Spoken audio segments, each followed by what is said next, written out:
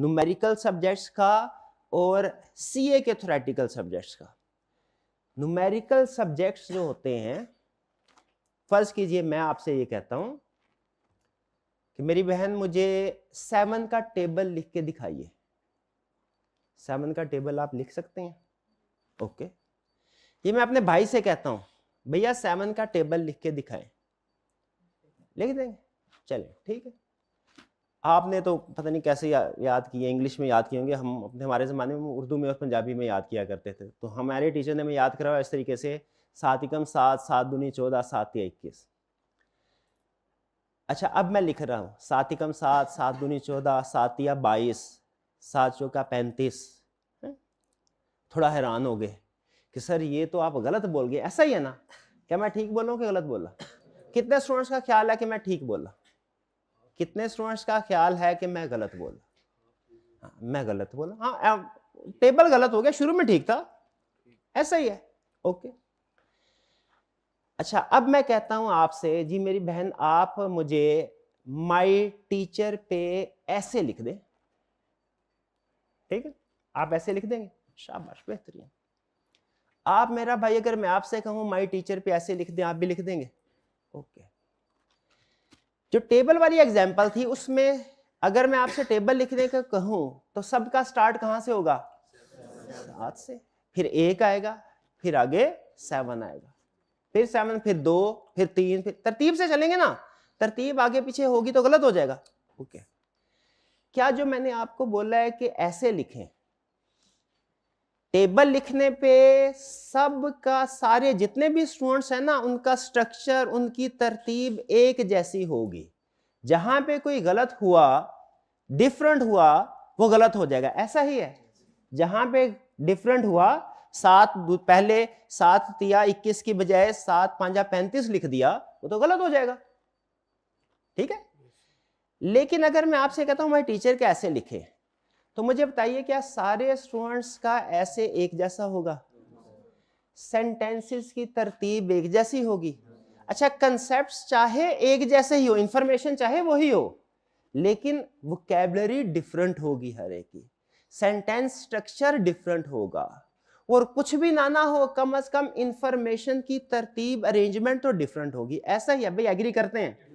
मुझे बताइए, अब एक स्टूडेंट है, उसने दिन रात टेबल जैसा काम किया हुआ है, जैसा आप काउंटिंग करते हैं दिन रात, है अच्छा लगता है काउंटिंग के क्वेश्चन जब टैली हो रहे होते हैं ना, तो ऑटोमेटिकली जब बैलेंस शीट टैली हो जाए तो दूसरा क्वेश्चन भी करने को दिल करता है, तो कर रहे होते हैं। मुझे बताइए, आपके जो स्टेप्स हैं, आपके जो नंबर हैं, जो आप इंफॉर्मेशन लिखते हैं और जो सॉल्यूशन की इंफॉर्मेशन होती है, वो एग्जैक्ट मैच करती है कि नहीं? नॉर्मली एग्जैक्ट मैच करती है, और एग्जैक्ट मैच करे तो आपको पता चल जाता है ठीक है, और अगर एग्जैक्ट मैच ना करे पता चलता है, ठीक है? जैसे रीवैल्यूएशन की एडजस्टमेंट्स है, डेफर्ड टैक्स की कैलकुलेशन है, कैश फ्लो वगैरह है, बैलेंस शीट है, जब आप कैरिंग अमाउंट्स मैच होती हैं आपको पता चलता है ठीक है। जरा कैरिंग अमाउंट ऊपर नीचे हुई किसी एसेट लायबिलिटी की, आपको अंदाजा हो जाता है कि ये गलत है। सबसे बड़ा जो मिसकंसेप्शन इस सब्जेक्ट के बारे में है, वो अकाउंटिंग में बहुत ज्यादा प्रैक्टिस करने की वजह से है आपका। वो क्या है कि अगर हमने जो लिखा है वो जरा सा भी डिफरेंट हुआ सजेस्टेड सॉल्यूशन से, तो इसका मतलब यह है कि हमारा आंसर गलत है। जो सबसे बड़ी प्रॉब्लम स्टूडेंट को फेस करना पड़ती है, जो पहले दिन से लेके, पहली होम असाइनमेंट से लेके आखिरी लेक्चर तक बच्चे पूछते रहते हैं, वो क्या है? ओके, ये सर मैंने, आपने जो क्वेश्चन दिया मैंने अटेम्प्ट किया, लेकिन मेरे अल्फाज कुछ और हैं और आपके सजेस्टेड सॉल्यूशन में अल्फाज कुछ और हैं, दोनों डिफरेंट है, तो क्या मेरा क्वेश्चन सही है कि गलत? स्टूडेंट समझ रहा होता है मेरा क्वेश्चन गलत हो गया, बताइए क्या इसका ये मतलब है स्टूडेंट का क्वेश्चन गलत है? नहीं, ये मतलब नहीं। याद रखिएगा, ऑडिट में और किसी भी थ्योरेटिकल सब्जेक्ट्स में सीए के, खास तौर पे ऑडिट में, डिफरेंट होना गलत होना नहीं है। लिख लें, different in accounting different is equal to wrong. अमूमी तौर पे कह रहा हूं, अमूमी तौर पे, हार्ड एंड फास्ट रूल नहीं, अमूमी तौर पे। In accounting different is equal to, different answer is equal to wrong answer. In accounting different answer is equal to wrong answer. शाबाश। ये हाइब्रिड क्लास रूम नंबर 6 में एंड पे भाईजान हाथ पे हाथ रख के बैठे हुए हैं, ये वाइट ड्रेस में एंड पे। हाँ जी बिल्कुल, या आप भी कुछ लिख लीजिए। हाँ जी शाबाश। हाँ जी हाइब्रिड क्लास रूम नंबर 4 में बच्चे लिख रहे हैं, ठीक है बिल्कुल शाबाश, लिखिए। क्या different answer in counting, different answer is equal to wrong answer. In audit different answer is not equal to wrong answer. भाई ये बात समझ आ रही है? आइंदा जब कभी भी किसी भी चैप्टर का कोई भी क्वेश्चन आप करें ना ऑडिट में, तो आप सॉल्यूशन के साथ देखेंगे। मुझे बताएं अमूमी तौर पे क्या होगा, क्या आपका सॉल्यूशन मैच करेगा अमूमी तौर पे, कि अमूमी तौर पे आंसर डिफरेंट होगा? डिफरेंट होगा। एग्जाम्पल बिल्कुल सिमिलर मैंने आपको दी, जैसे इन भाईजान को लिखे उसी टॉपिक के ऊपर ऐसे लिखे, इन भाईजान के अल्फाज कुछ और होंगे, इन भाईजान के अल्फाज कुछ और होंगे। तो ऑडिट में डिफरेंट होगा और होना चाहिए भी, और होना, क्योंकि अगर दो लोगों को ऐसे दिया दोनों का एग्जैक्ट सेम हुआ, इसका मतलब क्या है? चीटिंग की है। ठीक है, तो इसमें डिफरेंट, लेकिन याद रखे कंसेप्ट सेम होने चाहिए, कंसेप्ट सही होने चाहिए। अल्फाज का फर्क हो सकता है, कंसेप्ट जो है वो सही होने चाहिए। ठीक है, जैसे माय फ्रेंड का भी ऐसे होता है, तो उसमें भी कहा जाता है कि जी हम बचपन से एक दूसरे के हमसाए थे और हम बचपन से हमारी दोस्ती है। अगर यही कंसेप्ट टीचर वाले सब्जेक्ट में लिख दिया तो डिफरेंट, वो तो गलत हो जाएगा ना। कंसेप्ट सेम होने चाहिए लेकिन अल्फाज डिफरेंट होंगे, हो सकते नहीं है, कंफर्म होंगे। आप जितने भी क्वेश्चंस करेंगे, जितने भी क्वेश्चंस करेंगे, हर एक लाइन का क्वेश्चन भी होगा ना जिसका आंसर एक लाइन में है, उसमें भी आपके अल्फाज में और सॉल्यूशन के अल्फाज में फर्क होगा। आपने उस अल्फाज के फर्क पे नहीं जाना, आपने किसका कंसेप्ट देखना है, क्या ये बात वही कर रहा है, क्या ये बात वही कर रहा है। अगर बात वही कर रहा है तो फिर बिल्कुल ठीक है। क्लियर होगा? कुछ लोगों की वोकैबुलरी अच्छी होती है, वो ज्यादा अल्फाज जो है डिफरेंट अल्फाज या अच्छा स्ट्रक्चर बना लेते हैं। कुछ की वोकैबुलरी अच्छी नहीं होती, ठीक है, वो सिंपल के साथ भी काम चला लेते हैं। ठीक है, भाईजान का नाम क्या है? हसन। भाईजान का इसमें शरीफ क्या है? हसन। दोनों सवालों में कोई फर्क है, अल्फाज फर्क है, कंसेप्ट से में क्या पूछा है? नाम पूछा है। अब अगर सॉल्यूशन में लिखा होगा इसमें शरीफ, आप कहेंगे इसमें शरीफ पता नहीं क्या बुला है। ठीक है, अगर पता है भी तो आप कहेंगे यहां पे पता नहीं नाम की बजाय यही लिखना था, सर ने लिखा है ना, तो कोई ना कोई वजह होगी कि सर ने ये लिखा है, वरना सर नाम भी लिख सकते हैं। भाई उस वक्त मैं बैठा किसी माइंडसेट में होगा, किसी स्टेट में होगा, मेरे ज़हन में वो आया, फौरी तौर पे मैंने वो टाइप कर दिया। तो इसमें प्रॉब्लम नहीं अल्फाज का। देखे मैं इस बात के ऊपर 10-15 मिनट लगा रहा हूं, कोई वजह है इसकी वजह से लगा रहा हूं। तो इस सारी डिस्कशन के बाद हमने क्या सीखा? अकाउंटिंग कर करके ना तो वो कंसेप्ट बना होता है, एग्जैक्ट आंसर आएगा तो ठीक है, वरना ठीक नहीं है। इस कंसेप्ट को तोड़ना होता है हमने पहले ऑडिट में।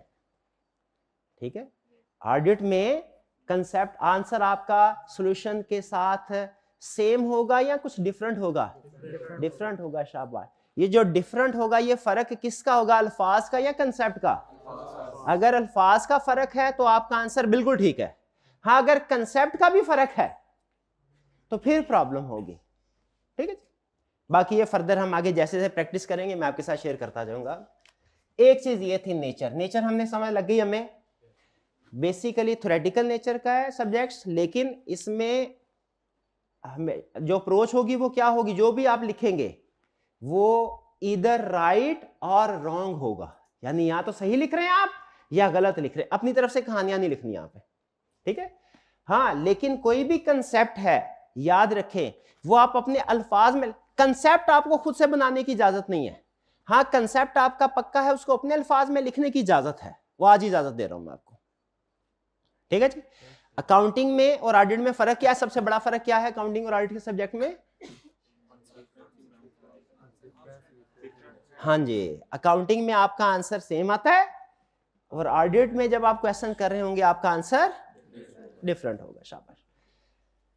अच्छा, फिर आगे चलते हैं। और ये डिफरेंस कंसेप्ट्स का नहीं होगा, अल्फाज का होगा, कंसेप्ट्स का नहीं होगा।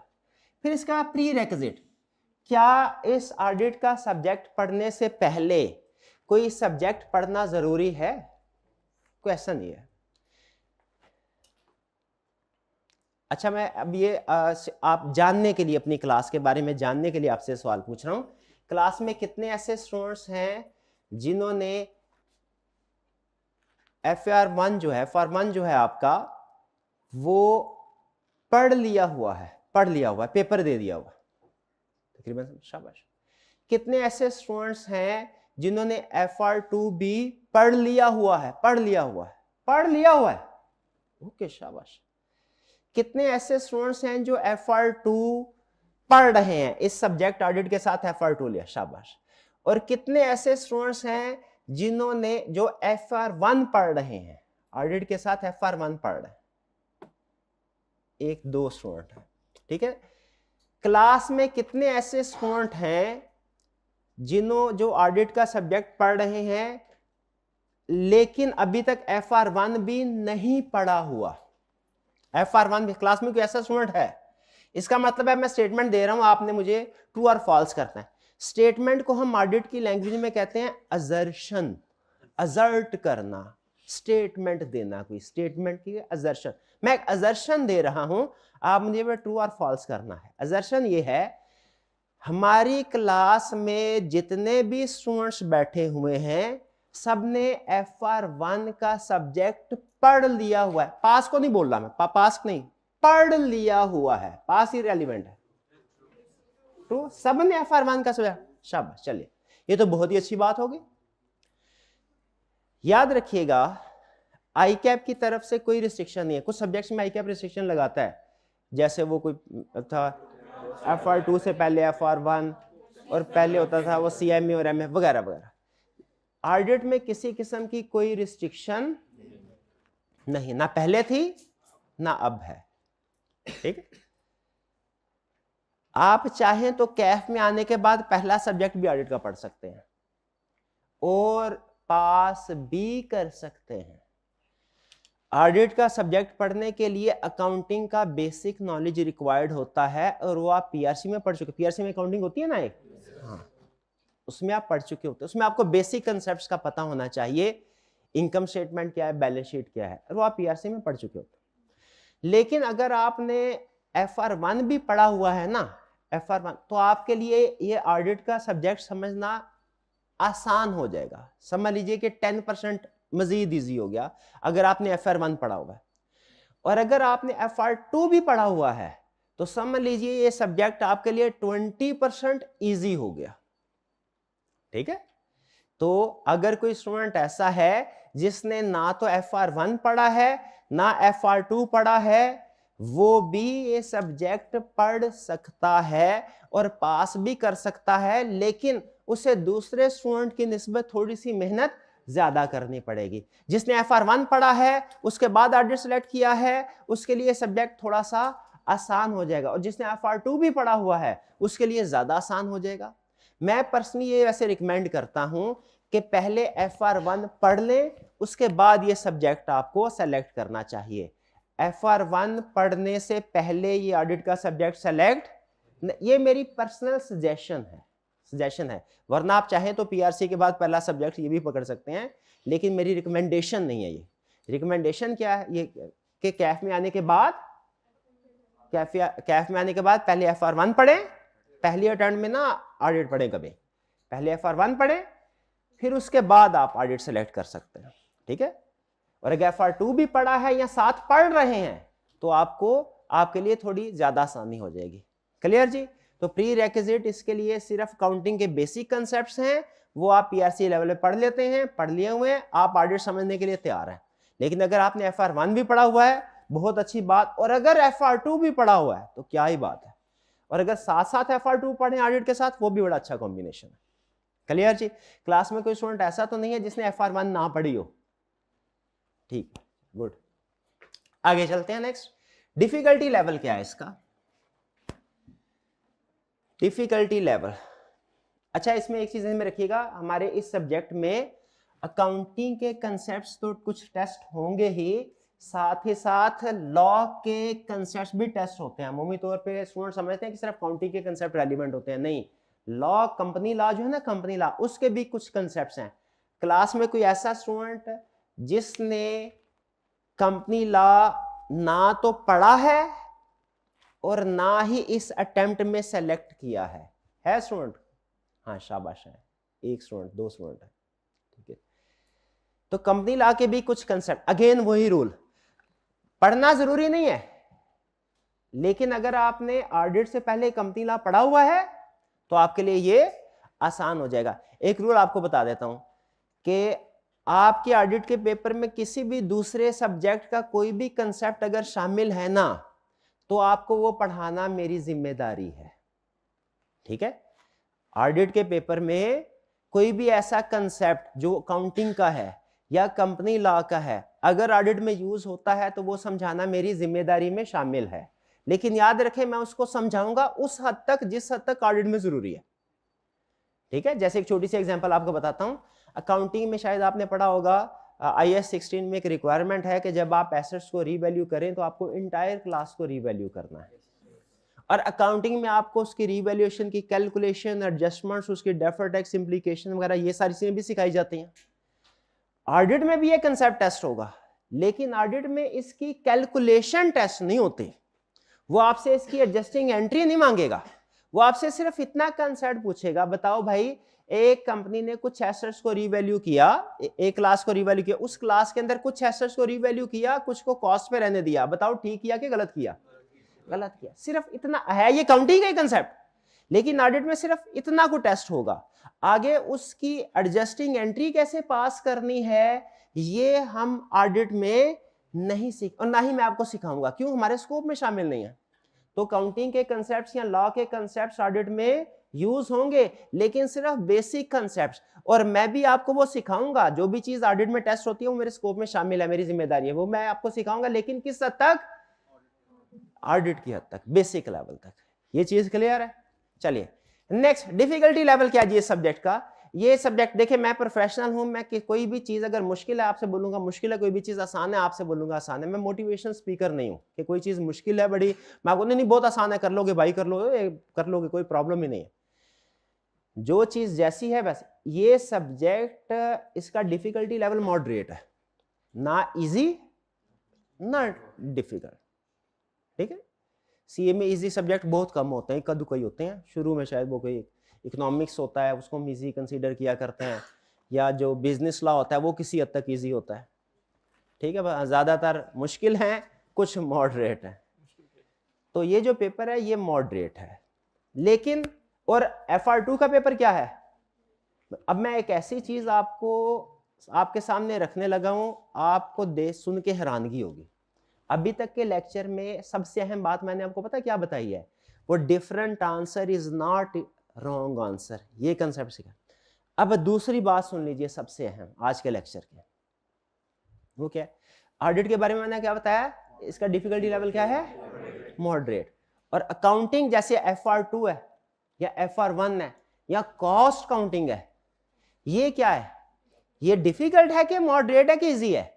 अमूमी तौर पर डिफिकल्ट, बिल्कुल मैं भी से एग्री करता हूं, डिफिकल्ट है। अच्छा, लेकिन अगर आप ICAP के पासिंग परसेंटेज का कंपैरिजन करें ना, इन दी लॉन्ग रन, इकोनॉमिक्स में बोलते हैं ना इन दी लॉन्ग रन, 1-2 अटेम्प्ट्स का नहीं, पिछली कोई 10-12 अटेम्प्ट्स का और उसकी एवरेज निकाल लें, तो आपको पता चलेगा कि ऑडिट में जो पासिंग परसेंटेज एवरेज है वो है 33%। यानी आपके बेंच पे अगर 6 स्टूडेंट्स बैठे हैं तो ऑन एवरेज 2 स्टूडेंट पास होंगे, ठीक है जी। अकाउंटिंग में इंटरेस्टिंगली ये परसेंटेज ज्यादा है, ये लगभग कोई 40% के करीब है, ठीक। ये हमने एक दफा कैलकुलेशन की थी इसकी। अब सवाल में ये पैदा होता है कि सब्जेक्ट मुश्किल है कम के, उनकी पासिंग परसेंटेज लगभग 40% के करीब है। ऑडिट को मैंने बोला मॉडरेट है, इसकी पासिंग परसेंटेज 33% है, तो ये कैसे है? ये अगर मुश्किल है काउंटिंग तो उसमें पासिंग परसेंटेज ज्यादा क्यों है, और अगर ये मॉडरेट है तो उसमें पासिंग परसेंटेज कम क्यों है? गैस कर सकते हैं? कोई स्टूडेंट गैस करना चाहेगा? हाइब्रिड क्लास में कोई स्टूडेंट अगर मुझे बताना चाहे, हाइब्रिड क्लास रूम नंबर 4 में से, हाइब्रिड क्लास रूम नंबर 4 में से क्या रीजन हो सकते हैं भाई इसके? थोड़ा सा ऊंची बोलिएगा मेरे भाई। हाँ जी, शाबाश, बिल्कुल ठीक है, अकाउंटिंग बच्चे ज्यादा पढ़ते हैं। ठीक है, आपने प्रीवियस अटेम्प्ट में कितने पेपर दिए मेरे भाई? कौन कौन से पेपर दिया? FR1 CM में आपने कौन कौन से? R1 टैक्स और बीला।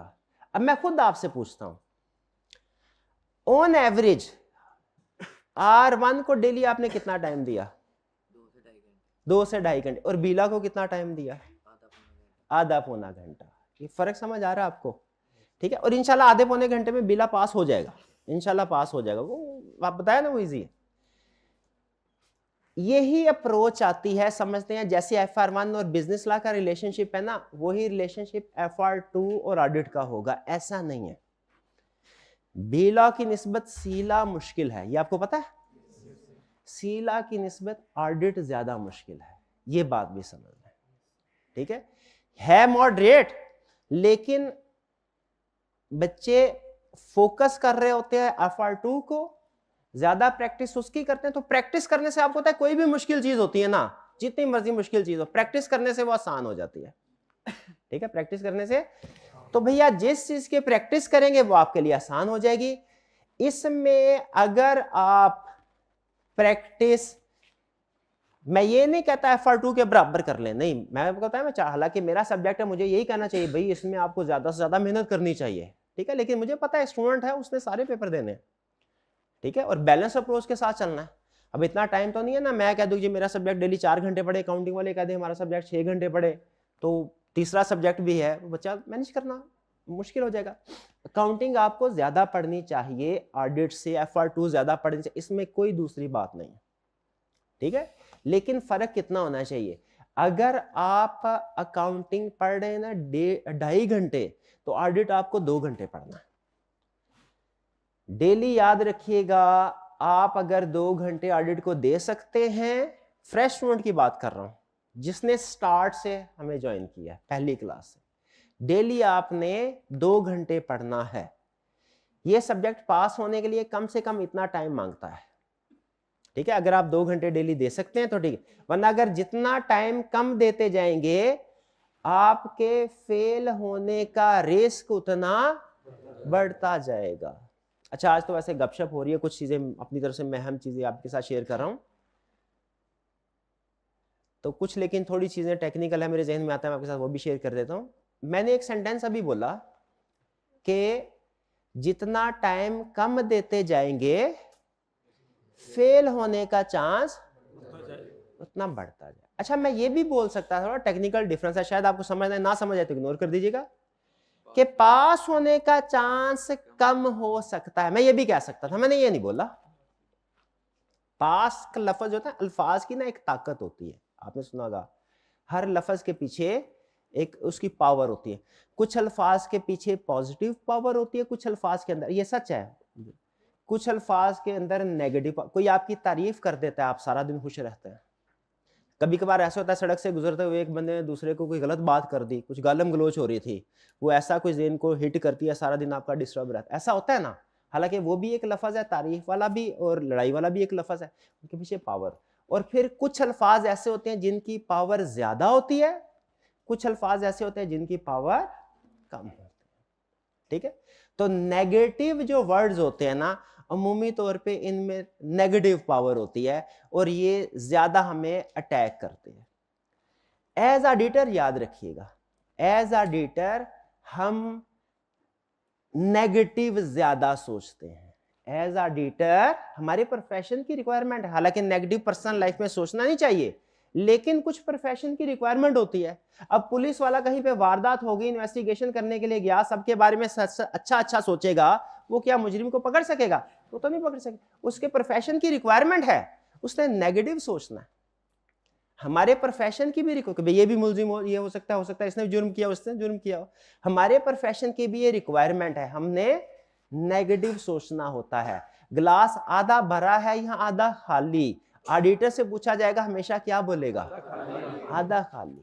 ये असूल याद रखिएगा। इसको हम बोलते हैं एक्सेप्शन रिपोर्टिंग। एक्सेप्शन रिपोर्ट, जो चीज गलत हो रही होगी ना, हमने उसके ऊपर फोकस करना है। तो मैंने इसीलिए पास नहीं बल्कि फेल का लफ्ज इस्तेमाल किया, नेगेटिव। ठीक है जी। तो आपने कम से कम कितना पढ़ना है डेली, 2 घंटे। अच्छा, शुरू में ना स्टूडेंट्स को ये लगता है कि मैंने ये उनके साथ प्रैंक किया है, 2 घंटे नहीं, शुरू में तो आधे घंटे में भी काम हो जाता है, पौने घंटे में भी। मैं तो बहुत लायक हूँ, इंटेलिजेंट, सर को मेरा तो पता ही नहीं है। सर तो एवरेज स्टूडेंट की बात कर रहे होंगे।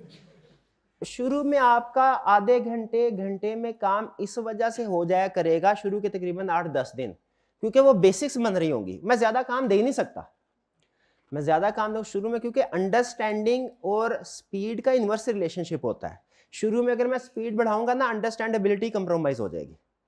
और शुरू में अंडरस्टैंडिंग बेहतर होती है, 8-10 लेक्चर के बाद हम फिर नॉर्मल स्पीड के ऊपर आते हैं। तो शुरू में हो सकता है आपका घंटे आधे घंटे में काम हो जाया करे। वैसे तो हम पूरी कोशिश करेंगे ऐसा ना हो, लेकिन फिर भी अगर हो जाया करेगा तो इसका ये मतलब नहीं है कि आपने रूटीन में भी इसी प्रैक्टिस को फॉलो करना है, नहीं। अगर कभी हो भी जाया करे ना ऐसा, आप फर्ज कीजिए 5वें 6ठे चैप्टर पे हैं, आज के असाइनमेंट में क्वेश्चन कम थे, 2 क्वेश्चन किए, आधे घंटे में हो गया, फिर आपने क्या करना है, आप पिछले चैप्टर्स की रिवीजन करें। 2 घंटे डेली आपने जरूर देने हैं। कमिटमेंट करते हैं मेरे साथ, वादा करते हैं, ये भी लिखें डेली। आज मैंने सर से वादा किया है ऑडिट 2 घंटे डेली पढ़ूंगा। एक आधा दिन ऊपर नीचे हो जाए प्रॉब्लम नहीं है कोई, लेकिन उम्मीद तौर पर। तो मुझे बताइए पासिंग परसेंटेज, मुझे बताइए ऑडिट अकाउंटिंग की निस्बत डिफिकल्ट है या मॉडरेट? लेकिन इसमें पासिंग परसेंटेज अकाउंटिंग की निस्बत कम है कि ज्यादा? कम है। क्यों कम क्यों है? मॉडरेट है तो कम क्यों है? क्योंकि बच्चे प्रैक्टिस कम करते हैं। ठीक है, थ्योरी है ना, थ्योरी से जान जाती है। आप यकीन कीजिए हमारे जमाने में मैं सीए का ये टेस्ट एंटी टेस्ट होता था, उसको बोलते थे पीपीटी। उसमें ऐसे था, मैंने सारा पेपर कर लिया, अच्छा हुआ, ऐसे था। ऐसे करते हुए मजमून मुझे मौत पड़ती थी। मुझे लगता था सबसे बोरिंग काम दुनिया का जो ना मुझे आता था। अब आप इमेजिन कीजिए एंट्री टेस्ट है और उसमें मुझे ऐसे आता था, लेकिन टाइम भी था, मैं चाहता उसको मजीद बढ़ा सकता था, लेकिन तकरीबन मेरा हाल है 1.5 सफ़ा मैंने किया होगा, गलबन 2 सफ़े का करना था। वो इतना मेरा दिल खराब हुआ, उसके आगे मैंने किया ही नहीं। करना चाहता तो कर सकता था, लेकिन किया ही नहीं। मुझे अंदाजा था मैंने बाकी का पेपर अच्छा किया, मैं पास इंशाल्लाह हो जाऊंगा। ठीक है, तो ऐसे से इतना, यानी कि एग्जाम में बैठा हुआ मैं, मेरे पास टाइम भी है, मैं लिखना, लेकिन वो दिल ऐसे होता है ना। तो आप भी जब असाइनमेंट करने बैठेंगे ना, एक होगी असाइनमेंट अकाउंटिंग की, एक होगी असाइनमेंट ऑडिट की। अकाउंटिंग की असाइनमेंट आपका दिल करेगा ये मैं कर लेता हूँ, ये क्वेश्चन है हम ये भी कर लेता हूँ। ऑडिट का एक क्वेश्चन करने के बाद आप कहेंगे क्या बोरिंग काम है, मुझे कंसेप्ट आता है। आप ज़बानी कलामी दोहराएंगे, कंसेप्ट आता भी होगा। फिर आपके अंदर, हमारे अंदर ना एक आपका शैतान होता है ना, अंदर का शैतान आपको बोलेगा बस भाई कंसेप्ट तुझे आता है, लिखने का क्या फायदा, रिवाइज कर तो लिया है, ठीक है, कंसेप्ट आ गया है तो लिखने से क्या टाइम जाया होगा, छोड़ दो इसको, छोड़ दो, कोई और काम कर लो अकाउंटिंग। आपने उसकी बात नहीं सुननी। याद रखे कंसेप्ट हमारे जहन में होना और बात है, कंसेप्ट आपके पेज पे उतरना और बात है। आपका माइंड आपको सही बोल रहा होगा, कंसेप्ट आपको आता भी होगा, लेकिन याद रखे कंसेप्ट को पेज पे उतारना भी एक फन है। ठीक है, आपने जैसे छोटी सी एग्जांपल, ऐसे लिखना कोई और चीज है, लेकिन अगर आपको बिजनेस लॉ की केस स्टडी दी जाए और कोई आपको कहे बिजनेस लॉ की केस स्टडी ऐसी है जैसे कोई ऐसे करना है, आप उसकी बात को मानेंगे? नहीं मानेंगे, गलत बात कर रहा है ना। उसको प्रेजेंट करना है एक तरीका है, उसमें डिसीजन है, उसमें बेसिस ऑफ डिसीजन है और लीगल प्रोविजन हम डिस्कस करते हैं, एक स्टाइल है ना। वो जब तक आपकी उसके ऊपर ग्रिप नहीं होगी, आप अच्छे तरीके से उसको अटेम्प्ट नहीं कर सकते। तो याद रखिए ऑडिट की केस स्टडी भी बज़ाहिर लिखने में वो आपको थ्योरेटिकल वर्क ऐसे की तरह है, लेकिन इसको प्रेजेंट करना भी एक फन है जो आपने सीखना है और वो प्रैक्टिस से ही आएगा।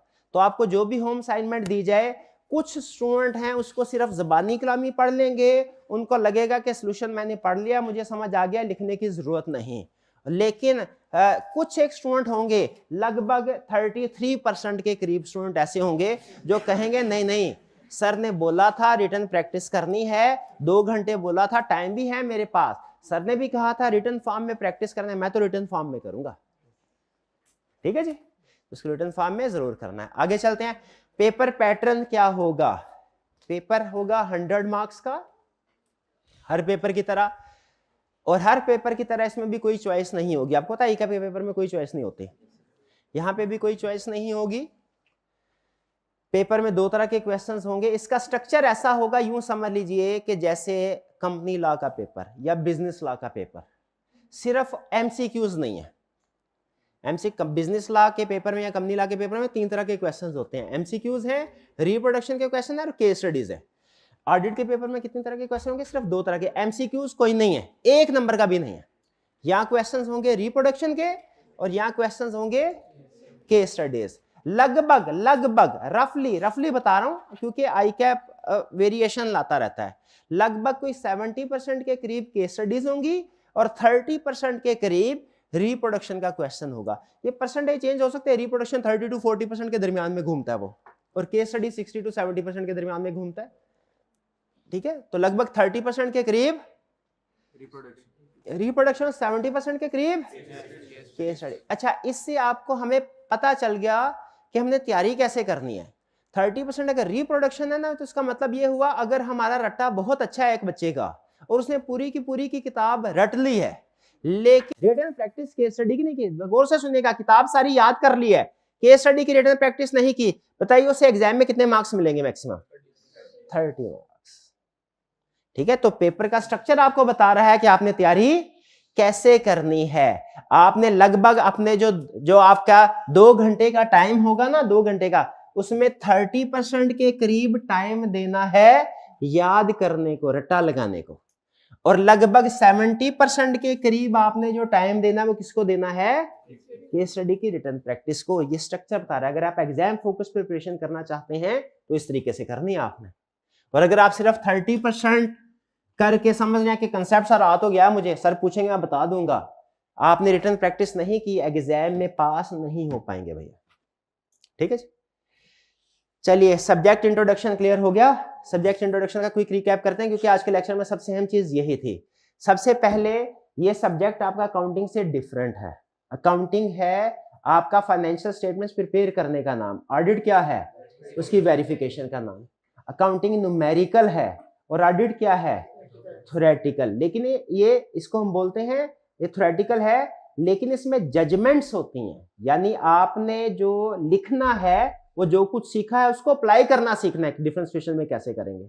अच्छा बताइए, अकाउंटिंग में कैसे पता चलता है कि आपका क्वेश्चन सही है कि गलत? आंसर एग्जैक्ट मैच करते हैं। क्या ऑडिट के क्वेश्चन में आंसर मैच करेंगे? आंसर मैच नहीं करेंगे। अल्फाज बिल्कुल मैच नहीं करेंगे। हाँ, कंसेप्ट मैच होना चाहिए, ये फर्क आपको पता चल रहा है? वर्ड्स मैच नहीं करेंगे लेकिन कंसेप्ट मैच होगा। अच्छा मुझे बताइए, क्या ऑडिट का सब्जेक्ट पढ़ने से पहले कोई और सब्जेक्ट पढ़ना जरूरी है? हाँ, सिर्फ अकाउंटिंग के बेसिक कंसेप्ट पढ़ना जरूरी है जो आप पीआरसी लेवल पे पढ़ चुके हैं। FR1, FR2 और कंपनी लॉ, इनके कुछ कंसेप्ट ऑडिट में यूज जरूर होते हैं, लेकिन ऑडिट के टीचर, सारे टीचर कहीं से भी आप पढ़ें अगर, सारे टीचर उन कंसेप्ट्स को आपको एक्सप्लेन जरूर करते हैं, क्योंकि कोई भी कंसेप्ट अगर दूसरे सब्जेक्ट का हमारे सब्जेक्ट में शामिल है वो टीचर की जिम्मेदारी बन जाता है कि वो करवाना है। हम ये नहीं कह सकते कि बच्चे ने पहले पढ़ा होगा तो उसको आता होगा, नहीं, वो सिखाना होता है। ठीक है, तो लाजमी नहीं है FR1 FR2 कंपनी लॉ पढ़ना ऑडिट के लिए लाजमी, लेकिन अगर कोई पढ़ा होगा सब्जेक्ट इनमें से तो फिर क्या होगा, थोड़ी आसानी ज्यादा हो जाएगी। नेक्स्ट, पासिंग परसेंट, हाँ डिफिकल्टी लेवल क्या है? मॉडरेट। पासिंग परसेंटेज क्या है? लगभग अकाउंटिंग के सब्जेक्ट की निस्बत कम है। क्यों? रिटन प्रैक्टिस नहीं करते बच्चे, रिटन प्रैक्टिस नहीं करते। ठीक है जी। स्टडी मटेरियल क्या होगा इसकी तरफ? अच्छा, पेपर का स्ट्रक्चर क्या है? 30% के करीब रिप्रोडक्शन और 70% के करीब केस स्टडीज। स्टडी मटेरियल क्या होगा? आपके पास 2 ऑप्शन है, दोनों में से कोई सी एक ऑप्शन सेलेक्ट करके उसको चूज कर सकते हैं, लेकिन दोनों ऑप्शन को साइमल्टेनियसली लेके नहीं चलना। ठीक है जी, दोनों में से किसी एक को सेलेक्ट करना है। एक ऑप्शन है आईकैप का स्टडी टेक्स्ट क्वेश्चन बैंक। ठीक है, आईकैप का जो मटेरियल है उसके भी 2 हिस्से हैं, एक आईकैप का स्टडी टेक्स्ट है जिसमें कंसेप्ट्स हैं, और दूसरा क्वेश्चन बैंक जिसमें पास्ट पेपर के क्वेश्चन हैं, उनके सॉल्यूशन है। ठीक है, और एक हमारा है स्टडी मटेरियल, हमारे भी 2 वॉल्यूम है, 2 बुक्स हैं, सेट है। एक वॉल्यूम 1 बोलते हैं हम, एक को बोलते हैं वॉल्यूम 2। वॉल्यूम 1 में कंसेप्ट्स हैं, जिस तरह आईकैप का स्टडी टेक्स्ट है। आईकैप का स्टडी टेक्स्ट समझ लीजिए हमारा वॉल्यूम 1 है, और आईकैप का क्वेश्चन बैंक है जो है वो हमारा वॉल्यूम 2 है। ठीक है, लेकिन आईकैप का कुछ अपनी तरतीब होती है कंसेप्ट्स की, हमारी कुछ अपनी तरतीब है। यहाँ पे फर्क क्या होगा, कंसेप्ट वही होंगे, ठीक है, लेकिन तरतीब डिफरेंट होगी कंसेप्ट की। कुछ हमने कंसेप्ट को सिंप्लीफाई किया होता है, और फिर कुछ और भी चेंजेस है जो जैसे जैसे हम ऑडिट जो आगे चलेंगे ना, मैं आपके साथ शेयर करता रहूंगा। इस अहम चीज, इस सेशन में जो लेटेस्ट एडिशन होगा वो होगा 16th एडिशन, 16वां एडिशन, अभी पब्लिश नहीं हुआ। वो होगा ईद के बाद जो पहला वर्किंग डे है, ईद के बाद पहला वर्किंग डे है, अभी है ना 13-14 दिन है ईद, तो ईद के बाद जो पहला वर्किंग डे है ये उस वक्त अवेलेबल होगा।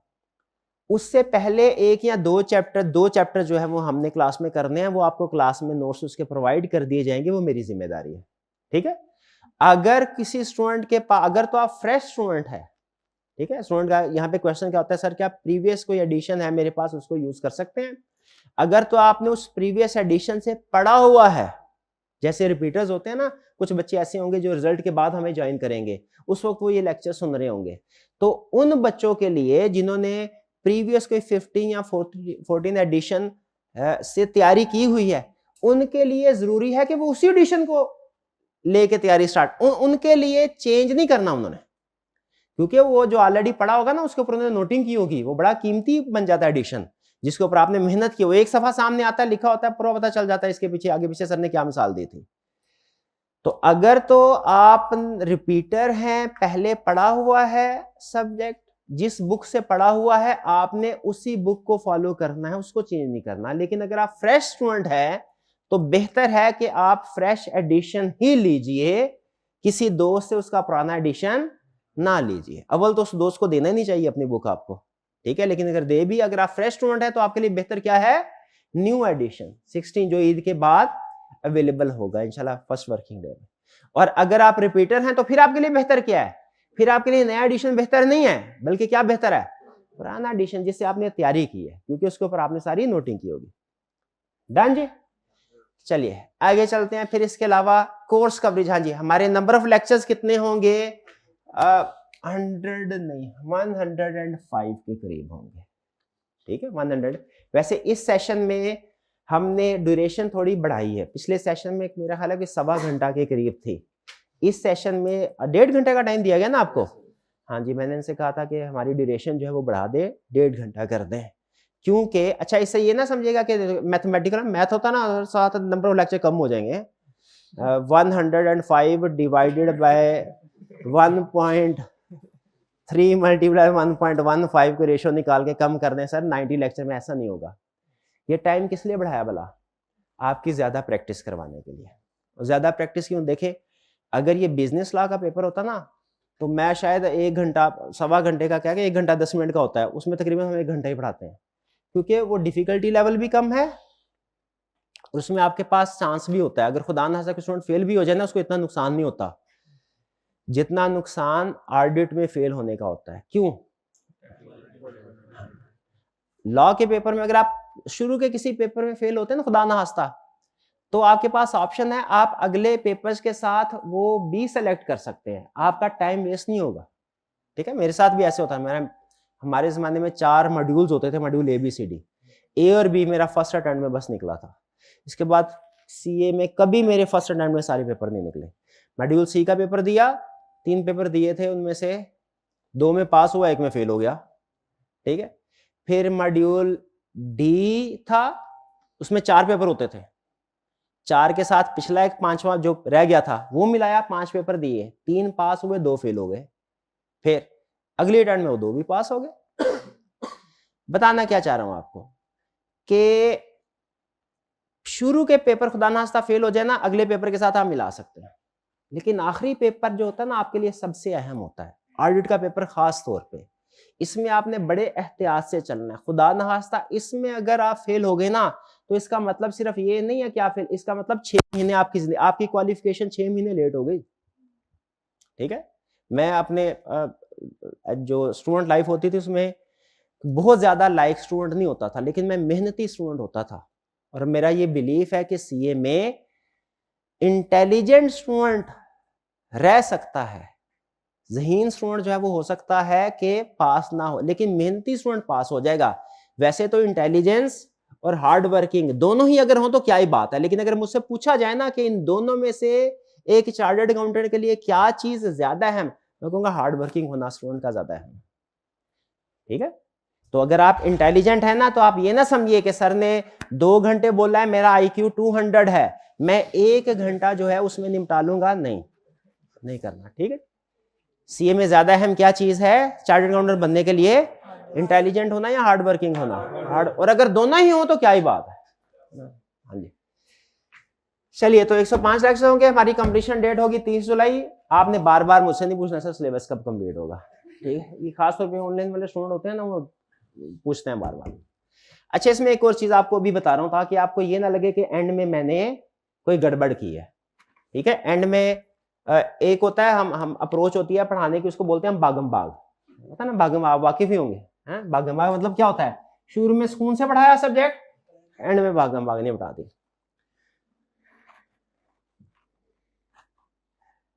ऐसा नहीं होगा, आपके लेक्चर्स जो हैं वो सारे प्लान किए हुए हैं, कब किस लेक्चर में कौन सा टॉपिक पढ़ाना है, असाइनमेंट क्या देनी है, सारी चीजें जो है तो ज़रा इतने साल हो गए पढ़ाते पढ़ाते वो तो वैसे ही ज़बानी याद हो जाते हैं। प्लान किया, हमारी तरतीब क्या होगी सुनिए, इसको एग्जांपल से सुना, ये ए शेप है, ए शेप है, ऐसे लगता है जैसे ए बना हुआ, ऐसा ही है ना, मिलता जुलता लगभग। समझ लीजिए एक पहाड़ है, आप हैं इस तरफ, आपने जाना है उस तरफ।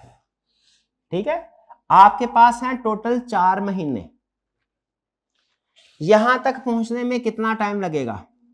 2 महीने। गलत, 2 महीने नहीं लगेगा। हाँ, ये आपने मैथमेटिकली काम करें, सारा दिन मैथ करते रहते हैं, प्रैक्टिकली देखें। मुझे बताइए, ये जो पहाड़ के ऊपर चढ़ना ज्यादा मुश्किल होता है कि नीचे उतरना? ऊपर चढ़ना, ये वाला मुश्किल होता है। हमारा जो शुरू का फेज होगा ना ऑडिट का, पहला जो ऑडिट का 50% चैप्टर्स हैं वो हमारे 2.5 महीने में होंगे, इसलिए कि ऑडिट में सबसे बड़ी प्रॉब्लम पता है क्या हमें फेस करना पड़ती है? हमें बच्चे को जीरो से उठाना होता है। आपको ऑडिट का कुछ भी नहीं पता, FR2 में कंसेप्ट चाहे ज्यादा स्ट्रांग है, लेकिन मेरा ये मानना है, अकाउंटिंग वाले टीचर इससे एग्री नहीं करेंगे, लेकिन मेरा ये मानना है ऑडिट की निस्बत FR2 बच्चे को पढ़ाना आसान है। हालांकि वो मुश्किल है मैं मानता हूं, लेकिन बच्चे के पास FR1 की प्रैक्टिस है, उसके पास उसकी बेस है, उसके FR1 पढ़ाने के लिए इंट्रोडक्शन टू काउंटिंग की बेस है। हाँ, इंट्रोडक्शन टू काउंटिंग वाले टीचर के लिए मुश्किल जरूर होता होगा। ठीक है, उसी तरह ऑडिट में प्रॉब्लम है। क्या प्रॉब्लम है? सबसे बड़ी प्रॉब्लम मेरी क्या है भला? एक प्रॉब्लम तो मुझे शिकायत आपसे है ना, क्या कि आप लोग प्रैक्टिस, रिटन प्रैक्टिस नहीं करते। ठीक है, लेकिन एक शिकायत मुझे ICAP से भी है कि भैया अकाउंटिंग है ना, उसमें आपने उसको जितनी भी काउंटिंग पढ़ाते हैं बच्चे को इंटरनेशनल स्टैंडर्ड तक लेके जाते हैं, 3 हिस्सों में लेके जाते हैं, ऑडिट के लिए सिर्फ एक ही सब्जेक्ट दिया हुआ है। मेरा जाती ख्याल यह है कि इसके सिलेबस को रैशनलाइज होना चाहिए, 2 हिस्सों में डिवाइड होना चाहिए। ठीक है, लेकिन हमारी कौन सुनता है? नहीं सुनता। तो एक ही सब्जेक्ट है। बड़ी प्रॉब्लम क्या है, मुझे आपको A से लेके Z तक लेके जाना है इसी एक सब्जेक्ट में। ठीक है, तो इसमें अब मुझे चूंकि बेस भी बनानी है, बेस के बाद आपको एडवांस लेवल पे भी लेके जाना। तो शुरू में हमारी स्पीड, मैंने बताया ना, शुरू में क्या होता है, अंडरस्टैंडेबिलिटी और स्पीड का इनवर्स रिलेशनशिप होता है। शुरू में स्पीड थोड़ी सी कम रखेंगे हम, ताकि आपकी अंडरस्टैंडिंग डेवलप हो जाए। ठीक है, लगभग ये 2.5 नहीं तो 2.25 महीने लगेंगे इसमें, 2.25 महीने, लेकिन इसमें टाइम थोड़ा ज्यादा लगेगा। यानी ये समझ लीजिए आपका आधा 60% लेक्चर्स में होगा और जो सेकेंड हाफ है वो लगभग 40% में होगा। ये समझ रहे हैं, शुरू में स्पीड थोड़ी कम होगी, एंड में ज्यादा। आप जब तकरीबन 1.5 महीना होता है ना, तो आप कैलकुलेशन करना, मैथ है ना, कैलकुलेशन करना शुरू, सर इतने सफ़े हैं किताब के, इतने लेक्चर हो गए हैं, उसमें हिसाब से इतने सफ़े होने चाहिए थे, हम तो पीछे जा रहे हैं। आप हमें अगस्त के महीने में लेक्चर रखेंगे ना, हमें लग रहा है, क्यों? क्योंकि सिलेबस आपका वो 5th प्रोपोर्शनेट नहीं हो, क्या कहते काउंटिंग में, स्टेज ऑफ कंप्लीशन नहीं बन रही। ठीक है, तो याद रखिएगा हमारी लर्निंग क्या होगी, ए शेप्ड। शुरू वाला आधा जरा टाइम ज्यादा लेगा। अच्छा, इसमें एक और रीजन भी होती है, सिर्फ ये नहीं है कि बेसिक कंसेप्ट है, मेरी आदत ये है कि अगर कोई कंसेप्ट यहां पे है, पढ़ाना यहां पे है, लेकिन उसका जिक्र यहां पे आ गया। अकाउंटिंग में ऐसा नहीं कर सकते। अकाउंटिंग में फर्ज कीजिए अगर आपने कोई एक टॉपिक कर रहे हैं, जैसे कैश फ्लो स्टेटमेंट का, मुझे मैं अकाउंटिंग एक्सपर्ट तो नहीं हूं, लेकिन वैसे आप रेक्टिफिकेशन ऑफ एरर का फॉर एग्जांपल कंसेप्ट कर रहे हैं, उसमें कोई कैश फ्लो की एडजस्टमेंट आ गई, तो ऐसा नहीं है छोटी सी आ गई, या फिक्स एसेट की आ गई, या फिक्स एसेट में कोई रेक्टिफिकेशन, तो ऐसा नहीं होता कि टीचर एक टॉपिक को जो रनिंग है उसको छोड़ के दूसरा टॉपिक करवाना शुरू कर दे, नहीं, वो हल्का सा आपको आइडिया दे के करंट टॉपिक पे ही रहेगा। ऐसा ही होता है ना।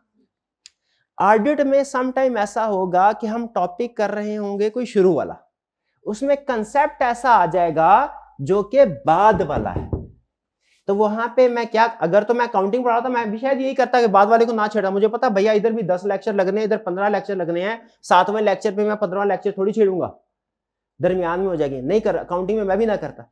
लेकिन ऑडिट में ऐसा होगा कि मैं यहाँ पे उसकी बेस बना दूंगा, पूरा कंसेप्ट डिस्कस नहीं करूंगा। अगर शुरू के लेक्चर्स में, और ऐसे होगा बहुत सी जगहों पे, शुरू के लेक्चर्स में कोई ऐसा कंसेप्ट आएगा जो बाद में पढ़ाना है, मैं आपको ये नहीं कहूंगा कि बाद में पढ़ लेंगे, नहीं नहीं, उसकी बेस यहां पे बना दूंगा। क्योंकि याद रखे, एक ही कंसेप्ट जो है ना, उसको अगर आप सारे का सारा एक लेक्चर में बताएं वो पूरे सही से समझ नहीं आएगा, उसको तोड़ तोड़ के 3 लेक्चर में बताना पड़ता है। तो जो कंसेप्ट मैंने आपको यहां पे समझाना है ना डिटेल में, उसकी पहली बेस मैं यहां पे रखूंगा, दूसरी बेस यहां पे बनाऊंगा, फिर जब यहां तक पहुंचेंगे बेस बनी होगी, मेरे लिए समझाना आसान होगा। तो दूसरी रीजन ये है, हमारी लर्निंग होगी ए शेप की। इसका मतलब क्या है, शुरू के सब्जेक्ट्स में 50% सिलेबस कवर करते हुए हमें लगभग 60% टाइम लगाना पड़ेगा, और बाद वाला 50% कवर करते हुए 40% टाइम लगाना। रीजन क्यों है? 2 रीजन। पहली रीजन, शुरू में बेस बनानी है, टाइम ज्यादा लगेगा। दूसरी रीजन, शुरू के लेक्चर में बाजू बात एडवांस कंसेप्ट भी मैं बिल्ड कर रहा हूँ, क्योंकि वो भी मैं नहीं करवाने हैं, तो मेरे लिए भी आसानी हो जाएगी और आपके लिए भी आसानी हो जाएगी। एक ही कंसेप्ट मैं आपको एक ही लेक्चर में समझाऊं ना, आप पूरे तरीके से पिक नहीं कर पाएंगे, उसे मैं थोड़ा थोड़ा तोड़ के, वो गोरों का रूल है ना, डिवाइड एंड रूल, कंसेप्ट्स को डिवाइड किया, थोड़ा थोड़ा मैंने बिल्ड किया उसको, वो आप आसानी से समझ लेंगे। ठीक है जी, चलिए ये तो लर्निंग के हवाले से था। हाँ, अब एक दो कुछ चीजें, यूट्यूब के लेक्चर्स लेने चाहिए नहीं लेने चाहिए? अच्छा, ये मैं अमूमी तौर पे इस तरह की वीडियो जो है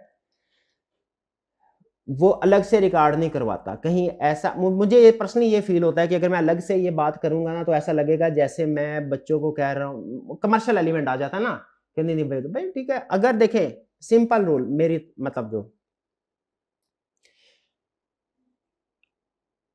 कि मैं आपको सिर्फ फर्क आपके सामने रख रहा हूं, यूट्यूब के लेक्चर जो अवेलेबल होते हैं वो, और जो ऑनलाइन होते हैं, फिजिकल वाले स्टूडेंट्स के लिए तो नॉन में इरेलीवेंट होता है, ये ऑनलाइन वाले बच्चों के लिए ज्यादा रेलिवेंट है। इनमें फर्क क्या है? और इस फर्क का मकसद मेरा सिर्फ ये है, इन ऑनलाइन स्टूडेंट्स को कॉन्फिडेंस देना कि जिन्होंने इतनी हैवी इन्वेस्टमेंट करके कॉलेज के साथ एनरोलमेंट करवाई है, इन लेक्चर में और यूट्यूब के लेक्चर में कोई फर्क है कि कहीं ये लोग बेवकूफ तो नहीं है, ये जो ऑनलाइन जिन्होंने हैवी इन्वेस्टमेंट करके लेक्चर। क्योंकि अगर एक ही चीज मार्केट में फ्री मिल रही हो, वही चीज एग्जैक्टली वही चीज आप पैसे दे के पे कर रहे ले रहे हैं, तो आप इकोनॉमिक्स के रूल के मुताबिक आप फिर रैशनल कंज्यूमर नहीं है। ठीक है, आपने कोई अक्लमंदाना फैसला नहीं किया। हालांकि कुछ रिलीजियस पॉइंट ऑफ व्यू से या एथिकल पॉइंट ऑफ व्यू से ये ठीक है बात, लेकिन अगर सिर्फ pure economic point of view से देखें, तो एक चीज अगर यूट्यूब पे अवेलेबल है, फ्री में अवेलेबल है, दूसरी चीज पैसे दे के दे रहे हैं, एथिक्स और रिलीजियस एलिमेंट्स को अलग से रख के देखें, तो फिर जो पे कर रहा है वो तो बेवकूफ हुआ। फर्क मैं आपको बता दूं, नंबर 1 क्विकली बताऊंगा, मैंने आपको बताया इसको डिस्कस करते हैं, मैं थोड़ा सा जरा इरिटेट, मुझे पसंद नहीं है इसको डिस्कस करना ज्यादा, लेकिन फिर भी डिफरेंस बताना मैं बेहतर समझता हूं कि आप लोग सही डिसीजन कर सके। नंबर 1, यूट्यूब पे जो लेक्चर्स हैं वो आउटडेटेड हो सकते हैं।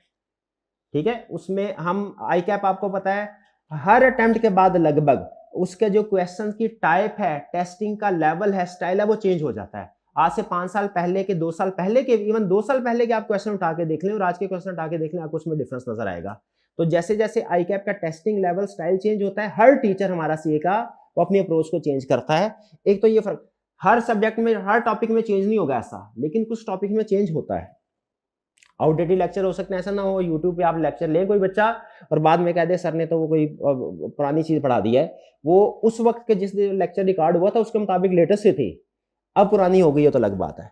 दूसरा, यूट्यूब पे जो लेक्चर होता है उसमें कोई स्टडी सपोर्ट मटेरियल नहीं होता। स्टडी सपोर्ट मटेरियल क्या होगा अभी मैं आप लोगों के साथ शेयर करूंगा कि हम आपके साथ क्या शेयर करेंगे। देखिए पुराने जमाने में ऐसा होता था, हमारे जमाने में ऐसा होता था, क्या टीचिंग होती थी, क्लास में आया बच्चा, उस्ताद ने पढ़ाया और फिर खत्म, ठीक है।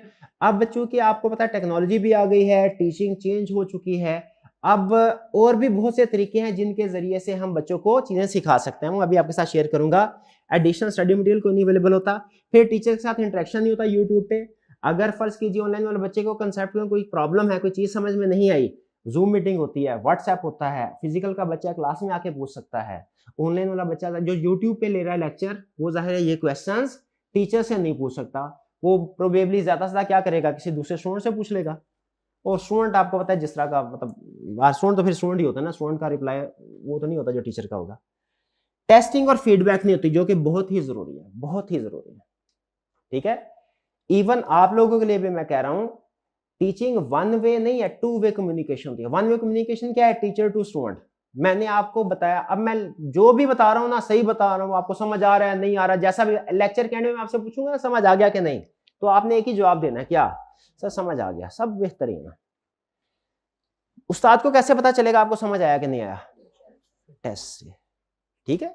टेस्ट है आपकी तरफ से फीडबैक, मुझे पता चलेगा कि मैंने जो पढ़ाया आपको समझ आया कि नहीं, कहां पे प्रॉब्लम है, कौन सा कंसेप्ट है, ज्यादातर स्टूडेंट्स गलत कर रहे हैं, मैं किसी ना किसी बहाने में क्लास में उसको रिवाइज करवा दूंगा, ठीक है। तो टेस्ट और फीडबैक याद रखिए आपने, टेस्ट कोई स्किप नहीं करना, टेस्ट कोई स्किप नहीं करना, जरूर अटेम्प्ट करना है, ठीक है। वरना आपको कंसेप्ट समझ पता तो होंगे शायद, लेकिन आप उसको एग्जाम में प्रेजेंट करने के काबिल शायद ना हो, ठीक है।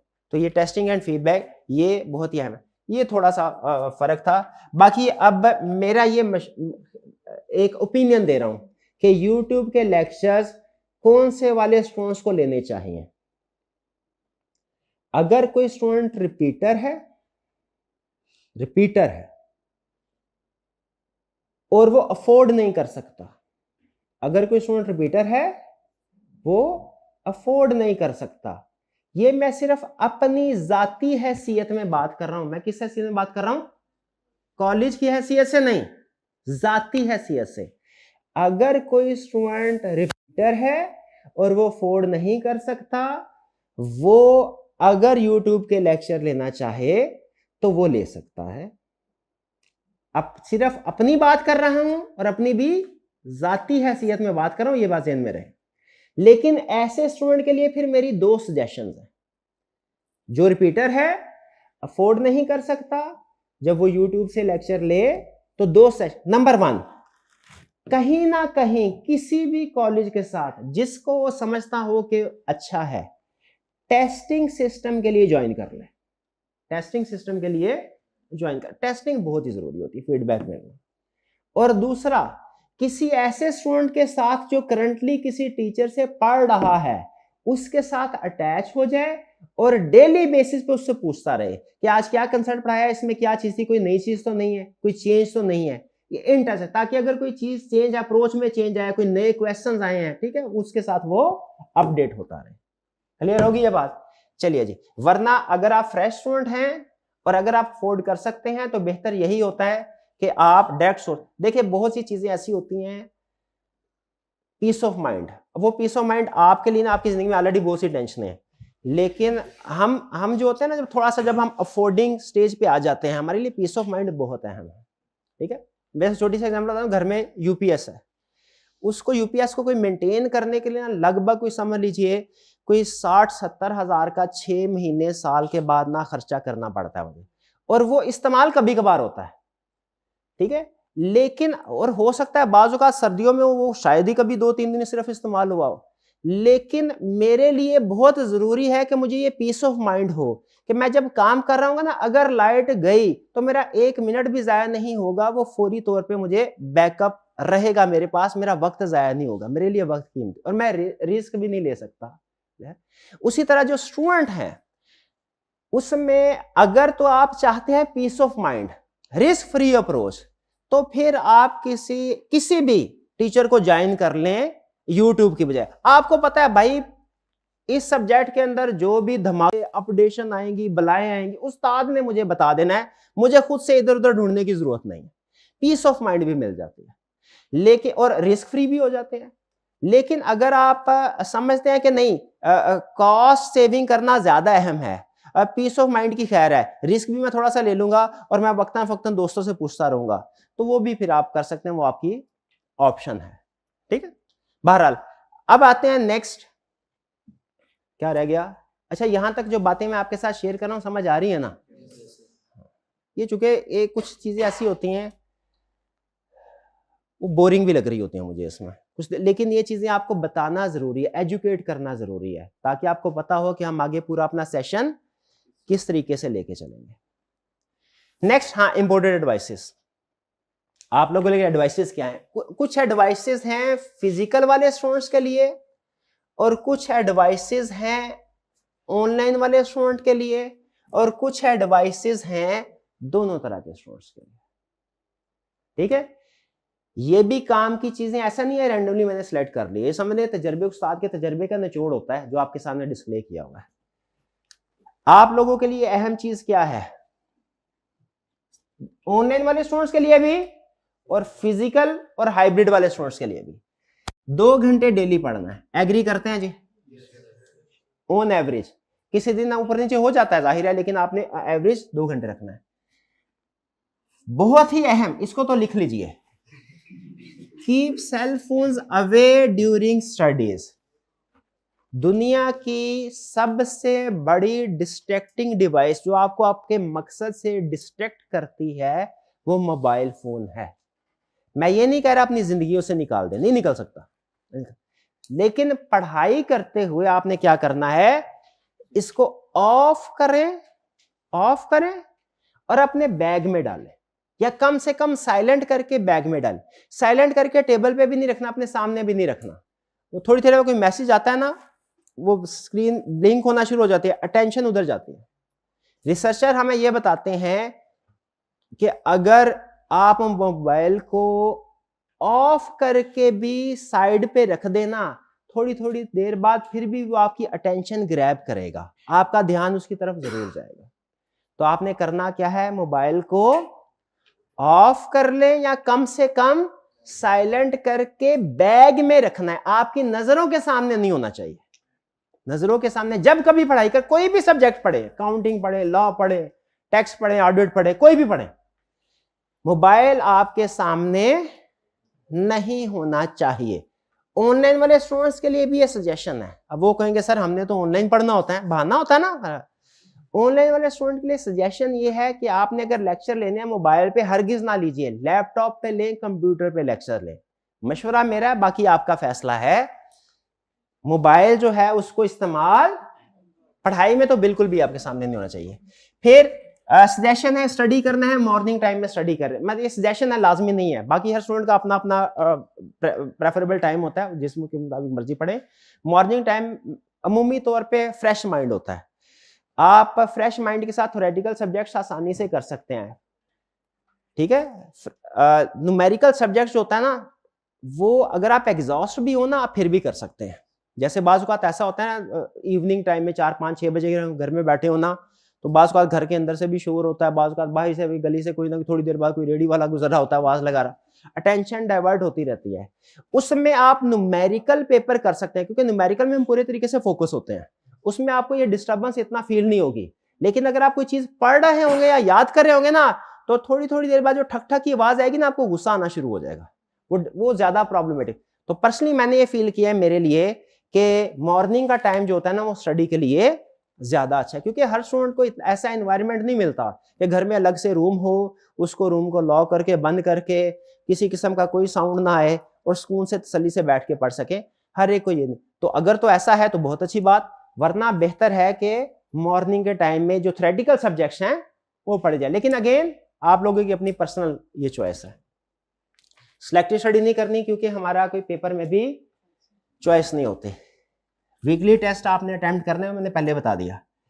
हर संडे को रूल बना लीजिए जो कुछ भी आपने पढ़ लिया है हर संडे को आपने रिवाइज करना है। यानी अगर पहले वीक में आपने चैप्टर 1 पढ़ लिया है तो फर्स्ट संडे को क्या करना है, चैप्टर 1 को रिवाइज करना है। सेकंड वीक में आपने चैप्टर 2 पढ़ लिया तो सेकंड संडे को क्या करना है, चैप्टर 1 और 2 दोनों। शाबाश, ये कौन बोला चैप्टर, शाबाश, चैप्टर 1 और 2 दोनों रिवाइज करना चाहिए। थर्ड वीक में क्या करना है, चैप्टर 1, चैप्टर 2 और चैप्टर 3 तीनों रिवाइज करना है, वरना एंड तक जाते जाते शुरू वाले चैप्टर भूल जाएंगे। ठीक है। फिर इसके बाद फिजिकल वाले स्टूडेंट्स के लिए, अब ये स्पेसिफिकली फिजिकल वाले, ये कौन सी सेशन थी, दोनों के लिए। फिजिकल वाले स्टूडेंट्स के लिए क्या, रेगुलर और पंक्चुअल। हमारे लेक्चर्स बहुत कम होते हैं, आपको पता ही है, सीए में टाइम कम होता है, सिलेबस ज्यादा होता है, तो लेक्चर जो है वो क्विकली चल रहा होता है। आपने छुट्टी कोई नहीं करनी, ठीक है। तबीयत खराब होती है, बाजू का सर दर्द होता है, जुकाम होता है, फ्लू होता है, हल्का फुल्का बुखार भी होना, प्रॉब्लम कोई नहीं है, आप कोशिश करें क्लास को अटेंड कर लें, ठीक है। कोशिश कीजिएगा छुट्टी ना कीजिएगा, और पंक्चुअल यानी टाइम पे आना है। हमारी एक्टिविटीज कुछ इस तरीके से प्लान होगी कि शुरू जो लेक्चर का स्टार्ट है उसमें भी अहम चीजें डिस्कस कर रहे होंगे, तो आपने डेली आना है और टाइम पे आना है। हाँ, बात बात इंसान है, कभी ऐसा हो भी जाता है कि ना आ सके, कभी हमारे टीचर के साथ हो जाता है ऐसा कि कभी हम नहीं आ पाते। अगर ऐसा हो तो आपने कोशिश करनी है कि जब नेक्स्ट डे आए तो प्रीवियस डे का वो टीचर से लिखवा के ना कोई, तो हमारा ऊपर इंतजाम होता है लैब में लेक्चर्स का, ठीक है, कि अगर किसी स्टूडेंट का कोई लेक्चर किसी दिन का स्किप हो गया है किसी वजह से, जेन्युइन रीजन की वजह से, तो वो लेक्चर्स लैब में अवेलेबल होगा, आप वहां पे जाके उसको देख सकते हैं। अगर लेक्चर स्किप हो जाए तो आपने फिर कोशिश करनी है एज सून एज पॉसिबल आप उस लेक्चर को देख लें। नेक्स्ट, अट्रैक्टिव नहीं सॉरी नहीं, ये गलत कंसेप्ट है। Be attentive, attentive. असल में हमारी राइटिंग होती है ना, इसमें कसूर वो भाई का भी नहीं है, वो हमारा कसूर है। हम लिख के देते हैं ना तो उसी तरीके से लिख के देते हैं, वो पढ़ना मुश्किल होता है। तो बी अटेंटिव इन क्लास, उस्ताद की बात गौर से सुननी है। क्वेश्चन, जब उस्ताद आपसे पूछे कोई क्वेश्चन है या नहीं, तो देखिए सीखना है ना, सीखने में आपने सुना होगा सीखने में शर्म नहीं होती, ठीक है, कुछ सीख रहे होते हैं ना, गलती हो भी जाए प्रॉब्लम कोई नहीं है। आपका कोई भी क्वेश्चन ऐसा नहीं होगा जो इरेलीवेंट हो या बोंगा हो, ये मेरी जिम्मेदारी है, ठीक है। और मैं अपने एक्सपीरियंस की बेस पे ये कह रहा हूं, क्योंकि जब तक उस्ताद इरेलीवेंट चीज नहीं ना पढ़ाएगा, बच्चे के जहन में इरेलीवेंट सवाल आ ही नहीं सकता। मैं जो कुछ पढ़ाऊंगा आपका सवाल किसी ना किसी दर्जे में उससे लिंक ही होगा ना, वो इरेलीवेंट नहीं होगा। कोई भी क्वेश्चन आपके जहन, इससे मुझे अंदाजा होगा कि आप किस लेवल पे सोच रहे हैं, अंडरस्टैंडिंग का लेवल क्या है। अपने लेक्चर को अगर आगे कोई थोड़ा सा चेंज करने की जरूरत है तो मैं वो भी कर पाऊंगा। हॉस्टल और जो मेट्स हैं, जो आपके बैच, जो आपके हॉस्टल मेट्स होते हैं, उनको थोड़ा ध्यान से सेलेक्ट कर लें। बाज़ का ऐसा होता है हॉस्टल में बच्चे आके डिस्कस करते होते हैं, एक गलत बच्चा होता है वो बाकी बाज़ का दूसरे स्टूडेंट्स को भी उनकी पढ़ाई को इफेक्ट करता है। तो कोशिश करें, जाहिर है लेकिन बहुत से फैक्टर्स होते हैं, कॉस्ट भी एक अहम फैक्टर होता है, सारे फैक्टर को कंसिडर करें, लेकिन कोशिश करें कि जो स्टूडेंट किसी दूसरे शहर से आए हैं, हॉस्टल पे और जो हॉस्टल में आपके साथ रूममेट्स वगैरह हैं, इनके ऊपर कंप्रोमाइज ना करें, वरना बाज़ का गलत रूममेट तंग करते हैं। ऑनलाइन वाले स्टूडेंट्स के लिए क्या सजेशंस हैं जी? लैपटॉप, मैंने आपको बताया मोबाइल फोन इस्तेमाल, मोबाइल फोन को ऑनलाइन लेक्चर्स के लिए इस्तेमाल ना करें। वो आपका 1 घंटे का लेक्चर वो 1.5 घंटे पे चला जाता है, वो कुछ ना कुछ थोड़ी देर के बाद नोटिफिकेशन आते रहते हैं। लेक्चर्स एक दिन में एक लेक्चर लेना है, रेगुलर स्पीड पे जरूरी है, स्पीड नहीं बढ़ानी, क्योंकि याद रखिए जहां कहीं स्पीड बढ़ाएंगे 1.5 या 2 पे करेंगे, अंडरस्टैंडेबिलिटी कंप्रोमाइज हो जाती है, और जब अंडरस्टैंडेबिलिटी कंप्रोमाइज होती है तो फिर आप वही टाइम जो आपने यहाँ पे बचाया होता है वो फिर आप व्हाट्सएप ग्रुप पे, जूम मीटिंग में या उस्ताद से सवाल पूछने में लगा देते हैं। टाइम बच जरूर जाता है इससे, लेकिन वही टाइम फिर सवालों में लग जाता है। तो कोशिश करें कि, अक्सर आपने देखा होगा कि कुछ स्टूडेंट्स ये कहते हैं, कुछ लोग ये कहते हैं कि फिजिकल एजुकेशन बेहतर है ऑनलाइन से, है, लेकिन अगर जो ये कहता है ना, वो उसको फील तो हो रहा होता है कि बेहतर है, लेकिन क्यों बेहतर है ये शायद गौर नहीं किया होता। वो इस वजह से एक रीजन कुछ ये, देखिए हर एक की अपनी अपनी प्रेफरेंस है, कुछ केसेस में ऑनलाइन बेहतर है, कुछ में फिजिकल है, मैं उसके ऊपर नहीं जा रहा, लेकिन मैं ये बता रहा हूँ फिजिकल में आप टीचर को 1.5 या 2 पे फॉरवर्ड नहीं कर सकते, उस्ताद ने जो कंसेप्ट बताने होते हैं ना, वो कंसेप्ट एब्जॉर्ब होने में टाइम लेता है। जैसे खाना खाते हैं ना हम, एब्जॉर्ब होने में डाइजेस्टिव सिस्टम ऐसा है, टाइम लेता है, उस्ताद को पता होता है। तो हमने कंसेप्ट्स को उस स्पीड के साथ उस तरीके से पढ़ा रहे होते हैं, आपको समझ आ रहे होते हैं। ऑनलाइन में अगर आप क्विक करेंगे तो जाहिर है वो तो चल पड़ेगा जल्दी, लेकिन अंडरस्टैंडेबिलिटी उससे कंप्रोमाइज हो जाती है। फिर ऑनलाइन वाले स्टूडेंट्स के लिए क्या सजेशन है? फ्लेक्सिबिलिटी है ना उनके पास, जब चाहे लेक्चर ले लिया, लेकिन इसको मिस यूज नहीं करना, यानी डेली स्टडी करना है। ऑनलाइन वाले स्टूडेंट्स को ये कह रहा हूं, ऐसा नहीं आप रूटीन बनाएं कि सुबह लेक्चर लेना या दोपहर या शाम में, और फिर उस रूटीन को फॉलो करें। ऐसा ना हो कि जी आज का लेक्चर छोड़ देता हूं, कल ले लूंगा, कल तबीयत ठीक नहीं है, परसों 2 लेक्चर ले लूंगा, ऐसे नहीं। अगर आपके 2-3 लेक्चर भी पेंडिंग हुए तो फिर वो पेंडिंग लेक्चर होने का सिलसिला शुरू हो जाएगा, फिर खत्म होना मुश्किल होता है। कितने लेक्चर एक दिन में कवर करने हैं ये ऑनलाइन वाले स्टूडेंट्स? ये सुन लीजिए, ये असल में क्वेश्चन उन बच्चों का होता है जो रिजल्ट के बाद या mid of the session join करते हैं। अगर तो आपने क्लास स्टार्ट में डे 1 से स्टार्ट किया, यानी आज अगले 1-2 दिन में आप लेक्चर अगर ले रहे हैं ये, तो फिर आपको रोज का 1 लेक्चर लेना है। एक स्टूडेंट है। दूसरा स्टूडेंट कौन सा है? वो स्टूडेंट जिसने रिजल्ट के बाद ज्वाइन किया है। जिस स्टूडेंट ने रिजल्ट के बाद ज्वाइन किया है उसके लिए क्या रिकमेंडेशन है भला? एक दिन में 1 लेक्चर नहीं, क्योंकि अब दिन कम हो गए। जो स्टूडेंट रिजल्ट के बाद ज्वाइन करेंगे उन्हें क्या करना चाहिए? एक दिन में 1.5 लेक्चर। 1.5 लेक्चर तो मैथमेटिकली मैंने बताया है 1 हफ्ते में 9 लेक्चर लेने हैं। ऑनलाइन वाला स्टूडेंट उसको एक दिन में कितने लेक्चर लेने चाहिए ये डिपेंड करता है उसने स्टार्ट में ज्वाइन किया है तो एक दिन में 1 लेक्चर, अगर रिजल्ट आने के बाद ज्वाइन किया है तो 1 हफ्ते में 9 लेक्चर कवर करने हैं, और अगर रिजल्ट के भी 1 महीने बाद ज्वाइन किया है, कुछ स्टूडेंट ऐसे होते हैं, तो उन्होंने किस तरतीब से चलना है? एक दिन में 2 लेक्चर। लेकिन ये वाली जो तीसरी अप्रोच है ना, ये फ्रेश स्टूडेंट के लिए नहीं है। फ्रेश स्टूडेंट जो है वो रिजल्ट के ज्यादा से ज्यादा रिजल्ट पे ज्वाइन करे। रिजल्ट के बाद महीना गुजर गया वो ज्वाइन ना करे, वो टाइम वेस्ट ही जाए, रिस्क है, बहुत हाई रिस्क है। रिस्क हालांकि इसमें भी है। फ्रेश स्टूडेंट को कब ज्वाइन करना चाहिए? इसमें आ जाए रिस्क थोड़ा बढ़ जाएगा, लेकिन चले ये भी अगर 2 ही सब्जेक्ट में फर्ज करें तो चल जाता है, लेकिन ये जो है ये वेरी रिस्की है फ्रेश स्टूडेंट के लिए। रिपीटर के लिए ये ऑप्शन है तीसरी भी, लेकिन फिर उसको क्या करना चाहिए? एक दिन में 2 लेक्चर लेने पड़ेंगे। डन जी। लास्ट, लेक्चर प्लान हमारा डेली किस तरीके से चलेगा? हर रोज लेक्चर में हमारी कुछ एक्टिविटीज होंगी, ठीक है? ये मैं सिर्फ आपको ये समझाऊंगा, अभी डिस्कस नहीं करूंगा, ये आपको मैं इन प्रैक्टिस करके बताऊंगा कि ये क्या चीज है, लेकिन अभी सिर्फ आपको फेमिलियर कर रहा हूं इसके साथ। हमारे लेक्चर में क्या होगा? लाइव चैलेंज हुआ करेंगे डेली बेसिस के, लगभग डेली बेसिस के ऊपर। आपका जो भी लेक्चर होगा अगले दिन उसका क्लास में लाइव चैलेंज, मुझे पता चले जो मेरे बच्चे जिनको एक दिन में कल मैंने पढ़ाया था घर पढ़ के आए हैं, अब वो किस स्टेज पे हैं। लाइव चैलेंज क्या होगा, कैसे होगा, बाद में आपको बताएंगे। फिर लेक्चर में कंसेप्ट भी डिस्कस होंगे, पास्ट पेपर के क्वेश्चन भी डिस्कस होंगे, लेकिन याद रखें पास्ट पेपर के कुछ मॉडल क्वेश्चन क्लास में डिस्कस होंगे, सारे क्वेश्चन नहीं होंगे। कुछ आपको होम असाइनमेंट के तौर पे भी तो देने हैं, सारे क्लास में कर दिए तो होम असाइनमेंट क्या करनी है, ठीक है? फिर आपके क्वेश्चन आंसर भी होगा, क्विक रिवीजन भी होगी। लेक्चर के दौरान यही समझ लीजिए हमारा जो डेली लेक्चर होगा ना 1.5 घंटे का, उसमें ये एक्टिविटीज शामिल है। लेक्चर के बाद क्या होगी? बहुत सी चीजें हमने प्लान की हैं, फिलहाल सिर्फ आपके साथ 2-3 शेयर कर रहा हूं।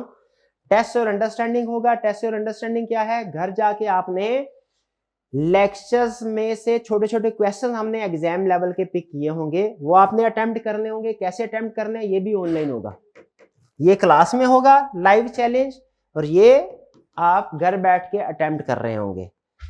फ्लैश कार्ड होंगे रिवीजन के लिए, गोल्डन स्टेटमेंट्स और एग्जाम टिप्स आपको व्हाट्सएप के जरिए भेजी जाएंगे, ठीक है जी। ये कुछ समझ लीजिए हमने रिसोर्सेज प्लान किए हुए हैं। रिसोर्सेज आपको सारे समझ नहीं आएंगे, मैं भी समझा भी नहीं सकता, कुछ चीजें ऐसी होती हैं वो आप जब प्रैक्टिस से गुजरते हैं फिर आपको पता चलता है। तो ये जब हम प्रैक्टिस करेंगे क्लास में इनकी, आपको अंदाजा हो जाएगा कि कौन सी चीज क्या है और इसका मकसद क्या है। बताना सिर्फ ये चाह रहा हूं कि हमारा लेक्चर सिर्फ ये वीडियो लेक्चर्स की हद तक नहीं है, या सिर्फ ये नहीं है कि आप क्लास में आए और मैंने आपको पढ़ा दिया।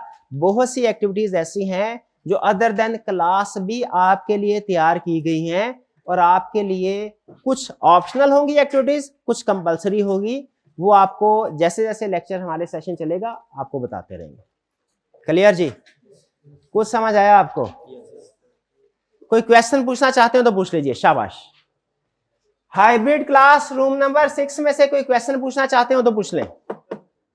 हाइब्रिड क्लास रूम नंबर 4 में भी कोई क्वेश्चन पूछना चाहते हो तो पूछ लें। जी मेरे भाई, रोज की नींद कितनी होनी चाहिए? अच्छा, नींद की अगर आदत पड़ी हो ना तो 10 घंटे भी सोने लगता है, सही नहीं सोए, पूरा नहीं सोए।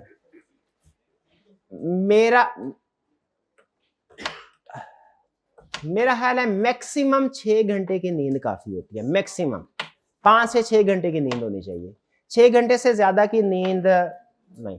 और आपको डेली लगभग, जो हमारा सीए का स्टूडेंट है ना, उसे क्लासेस के अलावा डेली 7 से 8 घंटे जरूर पढ़ना चाहिए। सेल्फ स्टडीज में क्लास का टाइम शामिल नहीं है, ठीक है?